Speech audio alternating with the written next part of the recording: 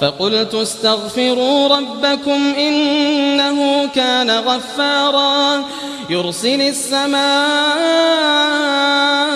عليكم مدرارا ويمددكم بأموال